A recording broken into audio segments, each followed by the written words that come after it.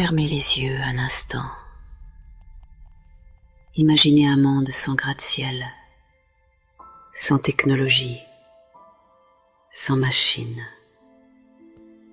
Et pourtant, il existait déjà des monuments si gigantesques, si fascinants, qu'ils semblaient appartenir à un autre univers. 7 merveilles, choisies par les voyageurs grecs de l'Antiquité, qui les considéraient comme les plus incroyables créations humaines jamais bâties. Aujourd'hui, presque toutes ont disparu. Mais derrière chaque merveille se cache une histoire faite de gloire, de mystère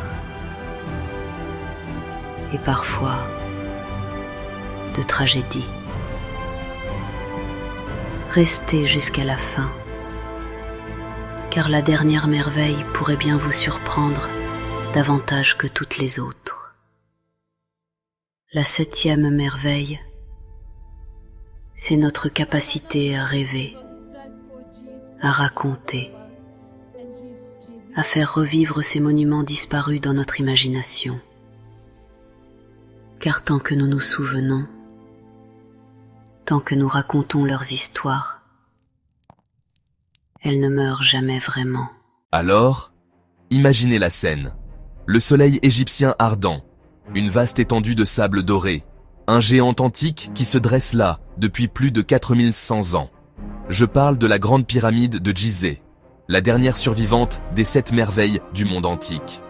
À son apogée, cette pyramide s'élevait à près de 147 mètres de haut. Pendant presque 4000 ans, rien sur Terre n'était plus grand. Mais voilà ce qui me sidère vraiment.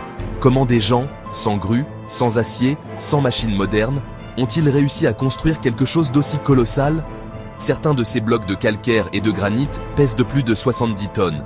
70 tonnes ! Et ils n'habitent pas juste à côté, non. Beaucoup ont été transportés depuis des carrières situées à des dizaines, parfois des centaines de kilomètres. Imaginez déplacer ça avec juste des cordes, du bois et une volonté de faire. Maintenant, les archéologues ont leur théorie.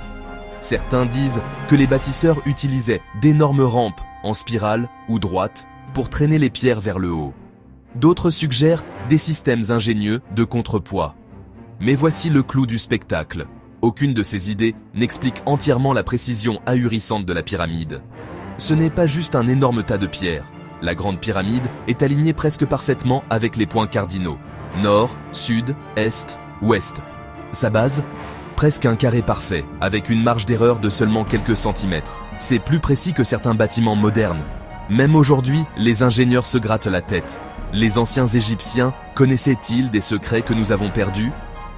Étaient-ils encore plus avancés que ceux que nous leur accordons ? Construite à l'origine comme tombeau pour le pharaon Khéops, la pyramide était censée guider son âme vers l'éternité. Mais au fil des siècles, elle est devenue bien plus. Une énigme éternelle, nous défiant de percer ses secrets. Et voici la vérité. Malgré toute notre technologie, la grande pyramide garde toujours ses plus grands mystères. Elle se dresse là, intemporelle, nous invitant à regarder de plus près, à imaginer et à nous émerveiller. Alors, la prochaine fois que vous verrez une photo de la grande pyramide, rappelez-vous, ce n'est pas juste un monument, c'est un message du passé qui murmure que certains mystères sont plus grands que le temps lui-même.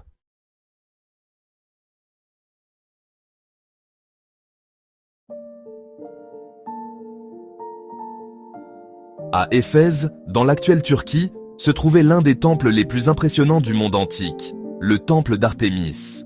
Il fut construit, détruit, puis reconstruit plusieurs fois, chaque version plus majestueuse que la précédente. Sa dernière reconstruction, achevée au IVe siècle avant JBC, faisait près de 110 mètres de long et 55 de large, soutenue par plus de 120 colonnes de marbre de 18 mètres de haut. Ce temple colossal n'était pas seulement un lieu de culte, c'était aussi un centre culturel et économique majeur, attirant les voyageurs de tout le monde méditerranéen. Mais son histoire est marquée par un acte terrible. Dans la nuit du 21 juillet, 356 avait ce J.C. Un homme du nom d'Hérostrate mit volontairement le feu au temple, simplement pour que son nom reste gravé dans l'histoire. Une folie qui lui valut la condamnation à mort et l'interdiction même de prononcer son nom. peine inutile, car plus de 2000 ans plus tard, nous le citons encore. Reconstruit après l'incendie, le temple fut finalement détruit par les Goths, puis abandonné. Aujourd'hui, il n'en reste qu'une seule colonne solitaire, dressée dans un champ. Comme un fantôme du passé. Imaginez-vous debout dans l'ancienne Olympie, l'air imprégné du parfum des oliviers, les acclamations des athlètes résonnant à travers le sanctuaire. Mais par-dessus tout, il y a une présence qui éclipse tout le reste, la statue de Zeus. Ce n'était pas n'importe quelle statue. Elle s'élevait à près de 12 mètres de haut, atteignant presque le toit du temple. Zeus était assis sur un trône grandiose, son corps scintillant d'or et d'ivoire. Dans une main, il tenait un sceptre, surmonté d'un aigle. Dans l'autre, la déesse de la victoire, Niké, délicatement perchée. Le sculpteur derrière ce chef-d'œuvre était Phidias. Il n'a pas seulement sculpté un dieu, il lui a donné vie. Le trône décoré de pierres précieuses et de gravures complexes. Les plis de la robe de Zeus, si détaillés qu'on aurait voulu les toucher. On disait que si Zeus se levait un jour, il briserait le toit du temple. Mais ce qui me frappe vraiment, c'est le mystère qui entoure sa disparition. Certains disent qu'un incendie l'a détruite. D'autres accusent un tremblement de terre. On raconte aussi qu'elle aurait été déplacée à Constantinople. Personne ne sait vraiment. Aucune pièce n'a jamais été retrouvée, seulement des descriptions, des pièces et des gravures. À l'époque, les visiteurs juraient qu'ils ressentèrent quelque chose de divin en sa présence. Était-ce seulement le génie de Phidias ? Imaginez entrer dans le temple, le soleil traversant les colonnes, et voir Zeus, roi des dieux, vous regarder. On devait se sentir devant une légende vivante. Aujourd'hui, il ne reste que des histoires et des ombres. Pourtant, la légende de la statue de Zeus à Olympie perdure, nous rappelant la puissance de l'art. Et parfois, ce qui est perdu est aussi puissant que ce qui survit. Alors, la prochaine fois que vous entendrez parler des merveilles du monde antique, souvenez-vous de Zeus, veillant sur Olympie, perdu dans le temps, mais jamais oublié. Érigé au IVe siècle, ce mausolée monumental était le tombeau du roi Mosol et de son épouse Artémise. Haut de près de 45 mètres, il combinait l'architecture grecque, égyptienne et orientale. Sa richesse et sa beauté étaient telles qu'il donna son nom à tous les tombeaux grandioses, les mausolées. Mais au-delà de sa taille, ce qui impressionnait, ce sont les sculptures colossales qui l'ornaient. Lions, chevaux, guerriers, une véritable galerie d'art figée dans la pierre. Artémise, inconsolable après la mort de son mari, aurait même fait broyer ses cendres pour les boire avec du vin. Un geste à la fois macabre et passionné. Le mausolée résista pendant près de 16 siècles avant que des tremblements de terre ne l'anéantissent. Ces pierres furent réutilisées pour bâtir un château voisin. Aujourd'hui, seules quelques statues fragmentées témoignent de ce chef-d'œuvre perdu. Imaginez ceci, au cœur de l'ancienne Babylone, dans ce qui est aujourd'hui l'Irak, se dressaient autrefois des jardins si luxuriants, si vibrants, qu'ils semblaient flotter au-dessus de la ville. Des terrasses débordantes de fleurs, des palmiers se balançant dans la brise, des cascades dévalant au milieu d'un désert brûlant.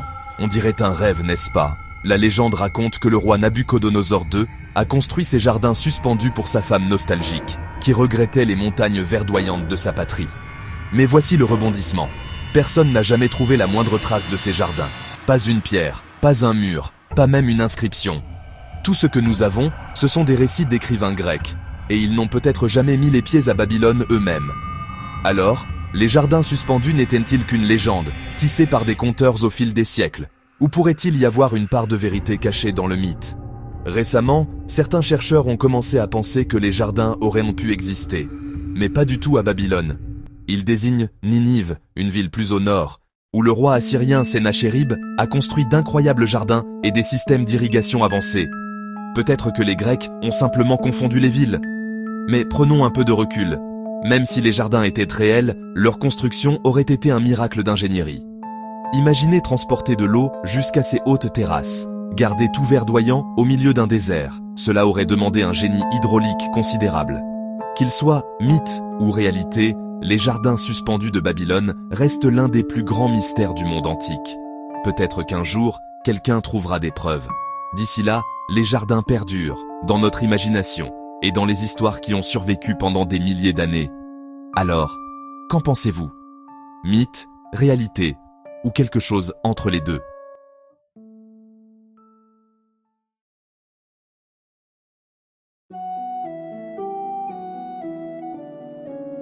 À l'entrée du port de Rhodes, dans les eaux scintillantes de la mer Égée, se dressait autrefois une statue de bronze colossale. Elle représentait Hélios, le dieu du soleil, protecteur de l'île. Avec ses 32 mètres de hauteur, soit l'équivalent d'un immeuble de 10 étages, le colosse dominait la cité et impressionnait quiconque approchait des rivages.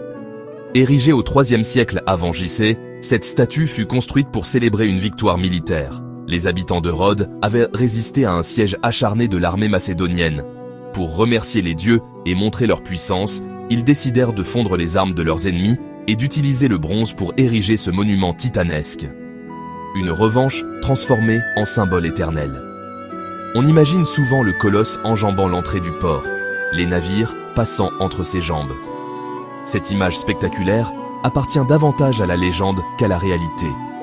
Techniquement, une telle construction aurait été impossible à soutenir à l'époque. En réalité, la statue se dressait probablement sur un socle, à l'entrée du port, mais sa silhouette n'en restait pas moins écrasante. Les marins la voyaient briller de loin sous le soleil, et son regard de métal semblait surveiller chaque bateau approchant de l'île. Hélas, la gloire du colosse fut éphémère. À peine 56 ans après son achèvement, un puissant tremblement de terre frappa Rhodes. La statue, trop lourde, se brisa à la base et s'effondra sur elle-même. Mais même couchée, elle continua d'impressionner. Les voyageurs qui l'apercevaient racontaient que ses membres gisaient encore, gigantesques, et que chaque doigt de pied était plus grand qu'un homme. Pendant des siècles, les restes de bronze du colosse attirèrent pèlerins et curieux, fascinés par cette carcasse de géant. Finalement, au XVIIe siècle, les fragments furent récupérés et vendus comme métal par les envahisseurs arabes. Certains disent que des centaines de chameaux furent nécessaires pour transporter tout le bronze hors de l'île. Ainsi, disparut l'une des plus imposantes statues de l'Antiquité. Et pourtant, son héritage demeure. L'image d'une statue gigantesque, gardienne d'un port et symbole de liberté, a inspiré des générations. Bien plus tard, c'est ce souvenir qui aurait servi de modèle à la Statue de la Liberté, érigée à New York. Comme un écho lointain du colosse disparu, renaissant des siècles après sa chute. Le phare d'Alexandrie. Construit au IIIe siècle, avant J.C., sur l'île de Pharos. Face au port d'Alexandrie en Égypte, le phare d'Alexandrie fut l'une des plus grandes merveilles d'ingénierie de l'Antiquité.